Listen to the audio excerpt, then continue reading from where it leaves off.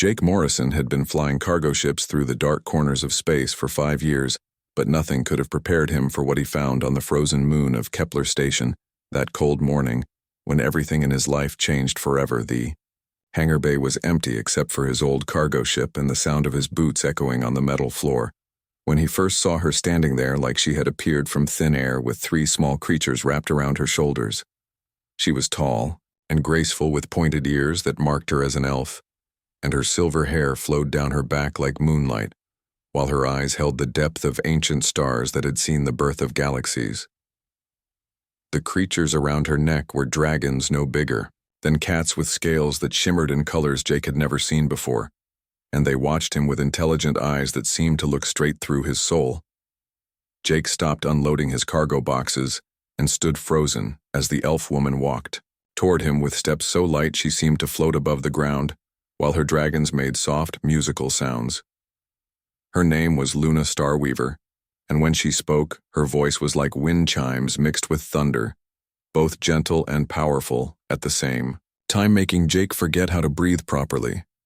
She wore armor that looked like it was woven from starlight itself, and it moved with her body like liquid metal, while strange symbols glowed faintly across its surface in patterns that hurt to look.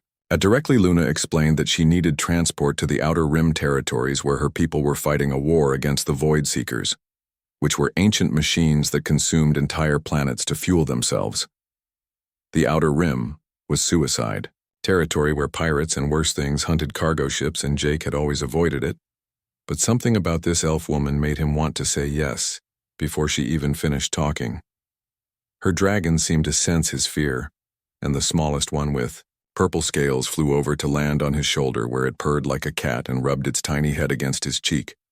Luna smiled when she saw this and explained that her dragons were not pets, but companions bonded to her through magic older than human civilization, and they could sense the true nature of any being. The purple dragon was named Spark, and his brothers were Ember with red scales and Ash with gray scales, and each one possessed different abilities that helped Luna survive in dangerous places. Spark could generate electricity powerful enough to disable a ship, while Ember breathed real fire that could melt through hull plating, and Ash created smoke screens that confused sensors and tracking systems. Jake had heard stories about elf magic, but seeing it in person made his brain struggle to process what was real, as the dragons demonstrated their powers in small ways that left scorch marks on his cargo boxes. Luna offered to pay him triple his normal rate, plus she promised to share elf technology that could upgrade his old ship into something faster and stronger than anything humans had built. The money alone would set Jake up for life, but it was the way Luna looked at him with those ancient eyes that made him agree to take her to the Outer Rim despite every instinct screaming danger. They would leave in 1 hour, she said, and Jake rushed to prepare his ship while trying not to think about how his boring life had suddenly become an adventure. He was not ready. First, he loaded supplies and checked his navigation systems. Jake kept stealing glances at Luna, who sat in the hangar meditating while her dragons flew in circles around her, creating trails of light. He noticed how other workers in the hangar stayed far away from her and whispered among themselves because seeing an elf this far from their territory was unusual and possibly dangerous. Jake had grown up on stories of the Elf Empire and their advanced technology, but also their pride and their tendency to look down on humans as primitive creatures barely worth noticing. But Luna seemed different as she helped him load the heavier cargo boxes with strength that her slim frame should not possess, and she thanked him with genuine warmth in her voice. When they finally boarded his ship, Luna looked around the cramped, dirty interior without any sign of disgust, and instead seemed fascinated by how humans had learned to survive with such basic technology. Her dragons immediately began exploring every corner of the ship, finding warm spots near the engine vents where they curled up like cats, while making happy chirping sounds that filled the silence. Jake showed Luna to the small passenger cabin, apologizing for how basic it was compared to what she must be used to, but she just smiled and said it was perfect for their journey. As he started the launch sequence, Jake noticed a shadow pass over the hangar bay window, and for a moment, he thought he saw a massive ship hovering there, cloaked and watching them. Luna placed her hand on his shoulder and told him not to worry about shadows, because they had more important things to focus on, like surviving the journey through hostile space. The engines roared to life, and Jake felt the familiar vibration of his ship preparing to leave. But this time everything felt different because he was not flying alone anymore. As they lifted off from Kepler Station, Jake Morrison, the simple cargo pilot, realized his life would never be the same, and somewhere deep in his chest he felt excitement mix with terror. The first day of travel through space went smoothly as Jake navigated through familiar shipping lanes, while Luna sat in the co-pilot seat studying star charts with her dragons perched on her shoulders, watching everything. Jake tried to focus on flying but kept getting distracted by how Luna moved with perfect grace even in the artificial gravity, and how her presence made the cramped cockpit feel somehow larger and more alive. She asked him questions about human space travel and seemed genuinely interested in his answers, even though elf technology was centuries ahead of anything humans had managed to create. Her dragons had grown comfortable with Jake and would often fly over to investigate what he was doing with Spark, particularly fascinated by the electrical systems, while Ember liked the warm spots near the engine readouts. Luna explained that dragons were rare, even among elves, and these three were possibly the last of their kind, which made them invaluable in the war against the Void Seekers. The Void Seekers were machines from before recorded history that traveled between galaxies, consuming resources and leaving dead husks of worlds behind them like cosmic locusts. Her people had been fighting them for 3 generations, but recently the machines had adapted to elf weapons and were winning battles they should have lost. That was why Luna had left her home to seek new allies and new strategies, because the traditional elf military thinking was failing against an enemy that learned from every encounter. Jake asked why she chose a human cargo pilot instead of hiring mercenaries or military escorts, and Luna laughed a sound like silver bells that made his heart skip. She said she needed someone the Void Seekers would not expect, and someone whose mind worked differently from elf warriors who followed strict traditions and protocols. Humans were chaos, she explained with a smile, and chaos was exactly what they needed to confuse machines that predicted behavior based on logical patterns. On the second day, they encountered their first real danger, when proximity alarms screamed, and Jake saw 3 pirate ships closing in fast with weapons powered up. Luna remained calm and asked Jake to trust her as she stood up, and her dragons suddenly grew larger, their bodies expanding until they filled half the cockpit. She began singing in the ancient elf language, and Jake felt the ship respond like it was waking up from a deep sleep with systems activating that he did not know existed. The pirates fired warning shots, but Luna's song created a shield of pure energy around them that absorbed the laser fire and converted it into speed, pushing them faster than Jake thought possible. His old cargo ship groaned under the strain but held together as they outran the pirates, who gave up pursuit when they realized they were chasing something beyond their understanding. Luna collapsed after the effort, and Jake caught her before she hit the floor, noticing how light she felt in his arms and how her skin seemed to glow faintly. Her dragons returned to their small size and wrapped around her protectively, while making worried sounds until Jake carried her to the small medical bay. He stayed by her side for hours, using cold compresses on her forehead and holding her hand, which felt strange because he barely knew her, but also right somehow. When Luna finally woke up, she smiled at him and squeezed his hand, saying no human had ever shown such care for an elf warrior, and it confused her in pleasant ways. She explained that using battle magic through dragons required enormous energy, and normally she would have a full support team, but she had run away alone. Jake asked why she ran away, and Luna's expression became sad as she told him about the arranged marriage her father had planned with an elf lord. She despised Commander Theron Starweaver was her father, and one of the most powerful elves alive, who controlled an entire fleet, but also controlled every aspect of Luna's life. She was supposed to marry Lord Kalen Nightblade to unite 2 powerful houses, but Luna believed her place was on the battlefield, not in a ceremonial marriage. Her dragons had chosen her as a warrior, not a princess, and she could not betray their trust by abandoning the fight against the Void Seekers. Jake understood feeling trapped by expectations, because he had run away from his own family's plan for him to take over their farming colony on a boring, safe planet. They talked through the night, sharing stories of their escapes and their dreams while the dragons curled up between them, purring contentedly. Luna taught Jake basic elf phrases and laughed at his terrible pronunciation, while he showed her human card games that she mastered within minutes. On the third day, they reached the edge of safe space, where the shipping lanes ended, and the real danger began with debris fields from destroyed planets floating like graveyards. Luna took Jake's hand and told him that from here forward they would face things that would test his courage. But she believed in him, even if he did not believe in himself. Her touch sent warmth through his entire body, and Jake realized he would fly into a black hole if she asked him to, which should have terrified him but instead felt natural.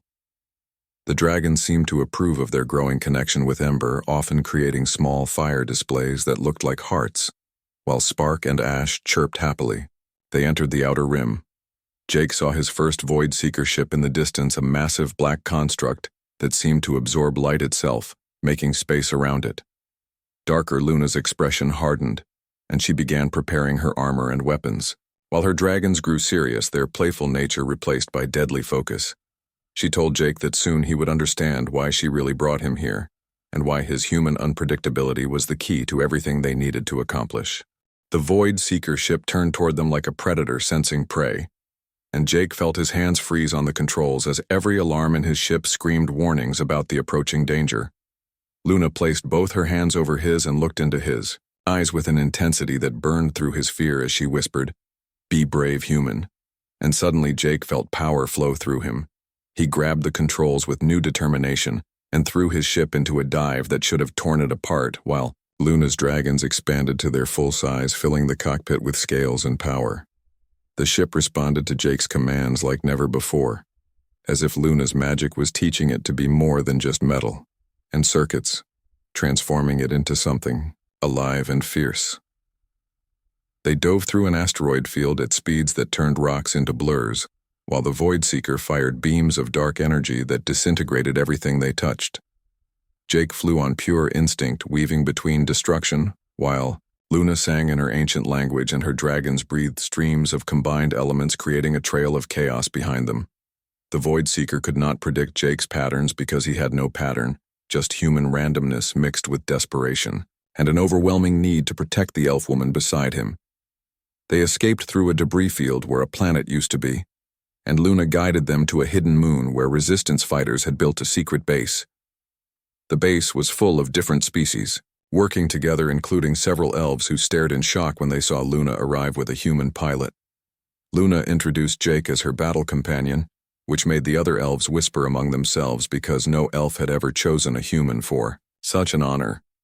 The base commander was an old elf named Sage Moonwhisper, who looked at Jake with ancient eyes before nodding approval and saying, "Luna always did make unexpected choices."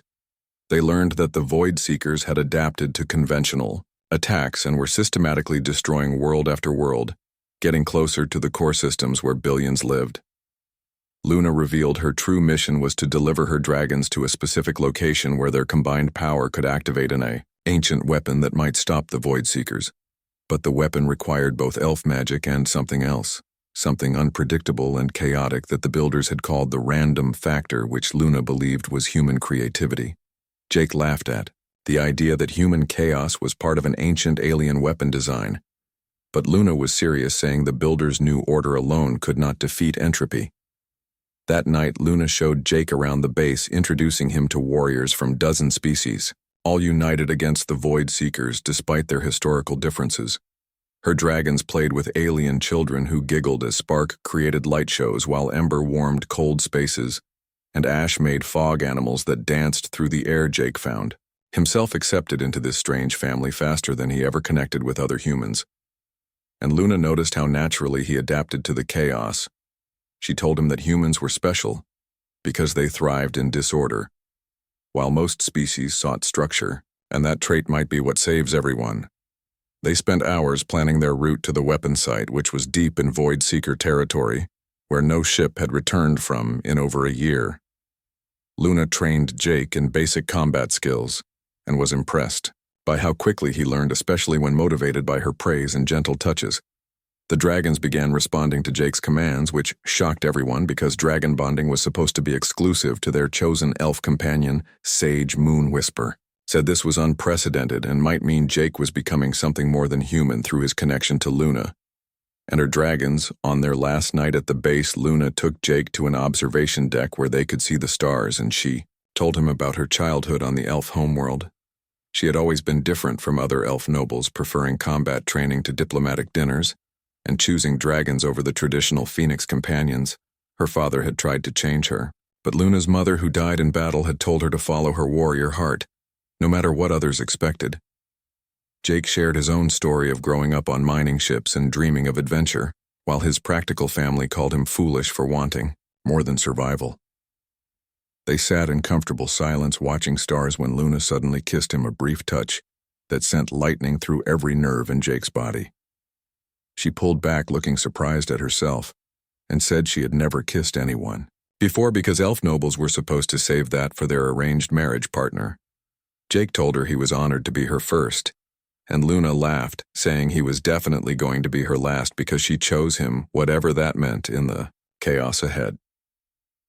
The next morning they prepared to leave for the weapon site, and Commander Theron Starweaver appeared on the communication screen, making everyone in the base freeze. Luna's father looked directly at Jake with eyes that seemed to see through him and said he had been watching their entire journey from his cloaked flagship. Instead of anger, Jake saw something like approval in the ancient elf's face as he told Luna she had chosen well, but the real test was still ahead. He revealed that he had allowed Luna to run away, knowing she would find what she needed, and that what she needed was apparently a crazy human cargo pilot. The commander promised not to interfere, but warned that the path ahead would determine not just their survival, but the fate of multiple galaxies. Luna stood tall facing her father, and declared that Jake was her chosen partner in all things, which in elf culture was as binding as any marriage. Her dragons confirmed this by landing on Jake and glowing with brilliant light that made everyone shield their eyes while ancient elf runes appeared in the air. Commander Theron smiled, the first real emotion Jake had seen from him, and said he looked forward to seeing what chaos and order could create together. The journey to the ancient weapon site took them through the worst parts of space where reality itself seemed broken, with colors that should not exist and gravity that pulled in wrong directions. Jake flew his upgraded ship, which Luna's magic and elf technology had transformed into something between machine and living creature that responded to his thoughts as much as his hands. Her dragons had made nests throughout the ship, and their presence seemed to strengthen its shields while their combined energy created new systems Jake was still learning to use. Luna spent hours teaching him about the ancient builders who created the weapon they sought, a race that transcended physical form before the first stars were born. They had foreseen the Void Seekers and left weapons scattered across galaxies. But each weapon required specific activation conditions that seemed impossible to achieve. The weapon they sought needed 3 dragon hearts working in harmony, an elf singing the creation song, and something called the Chaos Touch, which no one understood. Luna believed Jake was the Chaos Touch because his human unpredictability had already saved them multiple times when logic said they should have died. They encountered 2 more Void Seeker patrols, and each time Jake flew patterns that made no sense while Luna and her dragons turned his chaos into deadly precision. The combination worked perfectly, with Jake creating disorder that the machines could not process while Luna shaped that disorder into focused destruction. On the 5th day, they found the weapon site hidden inside a hollow asteroid that was bigger than most moons, with ancient symbols carved into its surface. As they approached, Jake felt something calling to him, a voice without words that made his bones vibrate and his thoughts scatter in pleasant ways. Luna felt it too, but differently, saying, the weapon recognized them both, and was waking up after millions of years of sleeping in the dark. They landed in a vast chamber where the walls were covered in living metal that pulsed with rainbow colors, while the air itself seemed thick with possibility. The dragons immediately grew to their full size and began flying in complex patterns while singing in harmonies that made the chamber walls respond with light. Luna took Jake's hand and led him to the center, where a crystal structure rose from the floor looking like frozen lightning mixed with liquid starlight. She began singing the creation song, her voice echoing with power that made reality ripple, while her dragons added their own music to the symphony. Jake did not know what to do until the weapon itself seemed to reach into his mind and show him possibilities, infinite branching paths of cause and effect. He understood suddenly that his role was not to control but to choose randomly between possibilities, creating uncertainty that the weapon could weaponize against the void. Seeker's Luna's song grew stronger, and Jake began moving around the crystal, touching different points without pattern or reason, just following impulses he did not understand. The dragons breathed their elements into the crystal, with spark adding electricity, ember providing fire, and ash creating void, spaces that pulled in light. Something massive began building in the chamber, a power that made Jake's teeth ache and his vision blur, but he kept moving, kept choosing, kept being human. Luna's father appeared on their communication device, warning that an entire Void Seeker fleet had detected the weapon awakening and was converging on their location. They had minutes before hundreds of the machine ships arrived, but the weapon needed more time to fully activate and become operational. Jake made a decision that surprised everyone, including himself, saying he would take the ship and lead the Void Seekers away, while Luna finished the activation. Luna protested, but Jake kissed her to stop her words and told her to trust Human Crazy one more time before running to his ship.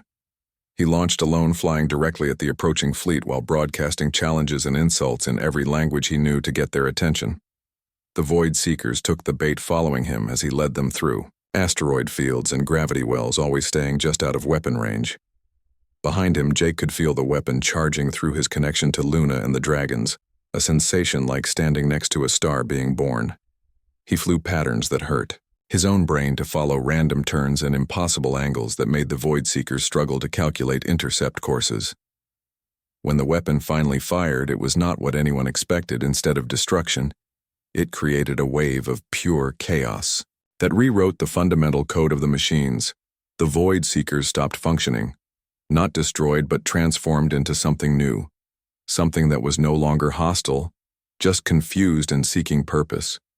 Jake flew back to find Luna collapsed, but smiling with her dragons wrapped around her protectively, all of them glowing with residual energy from the weapon. She told him the weapon did not destroy but recreated, turning order into chaos and then into new order, which the Void Seekers could not resist. The machines were now dormant, waiting for someone to give them new purpose, and several species were already planning to reprogram them for construction instead of destruction. Commander Theron arrived with his fleet and personally thanked Jake for protecting his daughter and for being the random element that made victory possible. He offered Jake a place in the elf fleet with full citizenship and status, but Jake looked at Luna and said he already had everything he wanted. Luna stood with effort and formally declared Jake her life partner in front of her father, and the assembled fleet making their bond official by elf law. Her dragons marked Jake with their breath, leaving glowing symbols on his skin that marked him as Dragon Touched, the first human to receive such honor. The celebration lasted 3 days, with species from across the galaxy coming to see the human who had helped save them all by being impossibly unpredictable. 6 months after the Void Seekers were transformed, Jake and Luna had established their own ship combining human and elf technology with dragon magic, creating something entirely new. Their vessel, which they named Chaos Dance, could shift between dimensions and moved like nothing else in space because it operated on both logic and intuition simultaneously. The 3 dragons had made it their permanent home, with spark integrating into the electrical systems, ember powering the engines, and ash creating stealth fields that bent light and sensor waves. Jake had changed too, with the dragon marks on his skin, allowing him to understand their language, and sometimes he could feel what Luna felt through their shared bond. They worked as explorers and problem solvers, traveling to worlds where traditional solutions failed and chaos might succeed, where order could not. Luna had taught Jake more about elf culture, while she learned human concepts like improvisation and jazz music, which fascinated her with its structured chaos. Her father visited monthly, still struggling to understand how his perfectly ordered daughter had chosen chaos, but accepting it because the result spoke louder than tradition. Today they were investigating an anomaly near the galactic edge, where ships disappeared without trace and even probe signals simply stopped existing. Luna studied the sensor readings while her dragons perched on Jake's shoulders, a sign of how completely they had accepted him as part of their family. The anomaly looked like a hole in space itself, Not a black hole, but something that seemed to exist outside normal physics entirely. Jake suggested they do something stupid and fly straight into it, which made Luna laugh because a year ago she would have called that insane. Now she just smiled and said that insane was their specialty. As she began harmonizing with her dragons to prepare defensive shields, they entered the anomaly and found themselves in a space between spaces where colors had sounds and time moved in spirals rather than lines. Beings of pure thought existed here, creatures that had never known physical form and were confused by the arrival of matter-based life. Luna tried to communicate through telepathy, but the beings could not understand her organized thoughts, finding them too rigid and predictable. Jake stepped forward and just started talking randomly about pizza and dragons and the way Luna's hair looked in starlight, jumping between topics without connection. The thought beings responded to his chaos, finding it familiar and comfortable, like their own existence without structure or predictable patterns. Through Jake's random communication, they learned these beings were lonely, having existed in isolation since before the universe had proper physics. Luna suggested they could visit normal space if they wanted, and the beings were excited but worried they might accidentally break reality. Jake proposed they possess some of the dormant void seekers, giving them physical forms that could handle their chaotic nature without harming others. The thought beings agreed, and soon hundreds of former destroying machines became vessels for creatures of pure chaos, creating a new species entirely, Luna's. Father arrived to find his daughter teaching physics to energy beings while Jake played poker with sentient mathematics that kept changing the rules.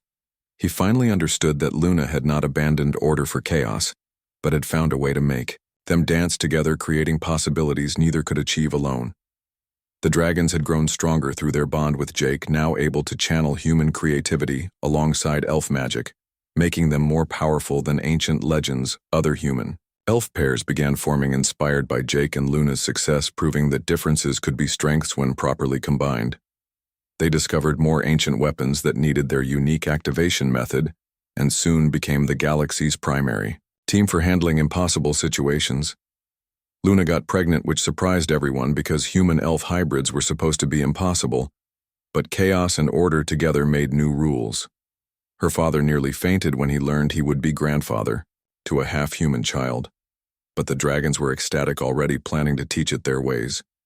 Jake worried about being a good father, but Luna reminded him that unpredictability was his strength, and children needed surprise as much as stability. They settled on a world between human and elf space, building a home that was part cargo bay, part crystal palace, with rooms that changed based on mood.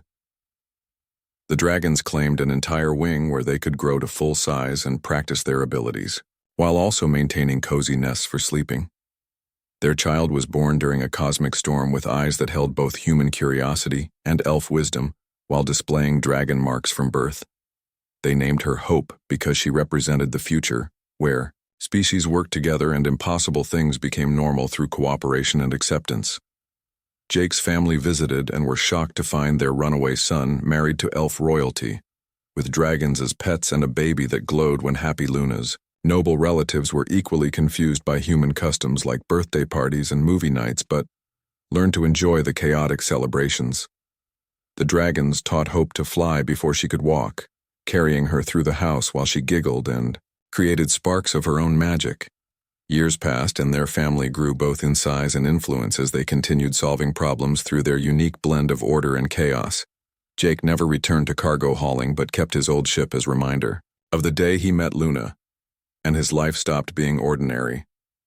Luna never married Lord Kalen, who eventually thanked her for refusing, because he found his own happiness with a warrior who appreciated his nature. Commander Theron became the proudest grandfather in the galaxy, telling everyone how his daughter and her human husband had saved civilization through pure stubborn love. The dragons lived far longer than their species normally did, sustained by the unique bond between human elf and dragon that created something entirely new. Jake and Luna grew old together, still flying into danger and laughing at impossible odds, because they had learned that brave meant grabbing what the universe offered. Their story became legend told across species as proof that differences were not weaknesses, but opportunities to become more than anyone imagined possible. And somewhere in the vast darkness of space, their daughter Hope flew with her own dragons, teaching the universe that chaos and order were not opposites but dance partners in the eternal symphony of existence.